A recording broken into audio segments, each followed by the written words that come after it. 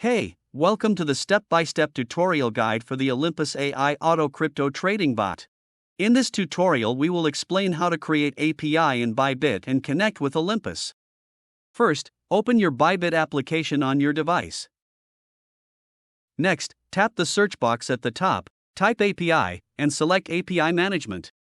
Once the API Management screen opens, click on Create New Key. Choose System-Generated API Keys, and select Connect to Third-Party Applications. Now, in the search bar, type Olympus, select Olympus AI Trading Bot, and select Read-Write to grant the necessary permissions. Scroll down, checkmark Unified Trading, and then scroll further to click on the Submit button.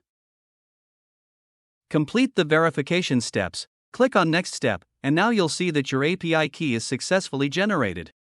Now, let's head over to the Olympus app. Click on API Binding.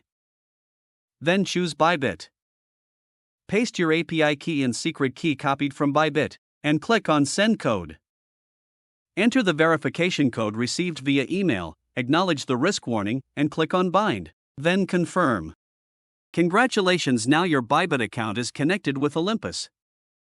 Happy trading with Olympus.